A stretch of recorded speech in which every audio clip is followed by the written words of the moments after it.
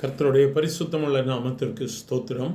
இந்த நாளிலும் உங்கள் அனைவருக்கும் இனிமையான கிறிஸ்மஸ் நல் வாழ்த்துக்களை சொல்லிக் கொள்கிறேன். தேவனாகிய கர்த்தர் இன்று நமக்காக தாவீதின் ஊரிலே பிறந்திருக்கிறவர். கேட்கிற உங்கள் ஒவ்வொருவரையும் குடும்பத்தையும் ஆசீர்வதிப்பாராக.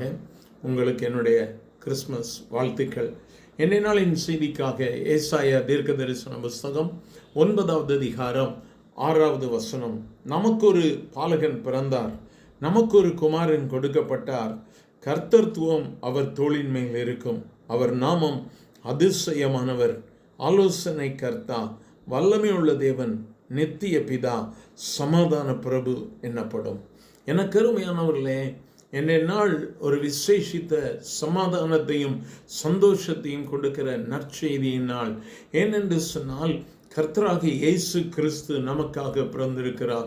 இயேசு பிறப்பதற்கு சுமார் 800 வருடங்களுக்கு முன்பதாகவே தீர்க்கதரிசியாகி ஏசாயா சொல்லும் பொழுது, நமக்கு ஒரு பாலகன் பிறக்கிறார், நமக்கு ஒரு குமாரன் கொடுக்கப்பட்டிருக்கிறார், கர்த்தத்துவம் அவர் தோளின் மேல் இருக்கும். நாம் ஏன் இயேசுவை கர்த்தர் என்று சொல்லுகிறோம்? கர்த்தத்துவம் அவர் தோளின் மேல் இருக்கிறது. அவரை குறித்து 5 பெயர்களை இந்த இடத்துல தீர்க்கதரிசி சொல்லுகிறார். அவர் அதிசயமானவர், ஆலோசனை கொடுக்கிறவர், வல்லமை உள்ள தேவன், நித்திய பிதா, சமாதான பிரபு என்று சொல்லப்பட்டிருக்கிறது. இந்த நாளிலும் இந்த கிறிஸ்மஸ் நன்னாளை கொண்டாடுகிற நமக்கு 5 விதங்களில் கர்த்தராகிய இயேசு குடும்பங்களில் அற்புதங்களை செய்கிறவராயிருக்கிறார். அவர் சமாதான பிரபு, அவர் நித்திய பிதா, அவர் ஆலோசனை கர்த்தர், அவர் அதிசயமானவர். உன்னுடைய வாழ்வில் அதிசயங்களை செய்கிற ஒரே ஒரு தேவன், ஒரே ஒரு கர்த்தர், என் ஆண்டவராகிய இயேசு மட்டுமே. வேதம் சொல்லுகிறது, அவர் மேன்மையானவரும் உயர்ந்தவருமாய் இருக்கிறார். For to us a child is born, to us a son is given, and the government will be on his shoulders, and he will be called Wonderful Counselor, Mighty God, Everlasting Father, Prince of Peace.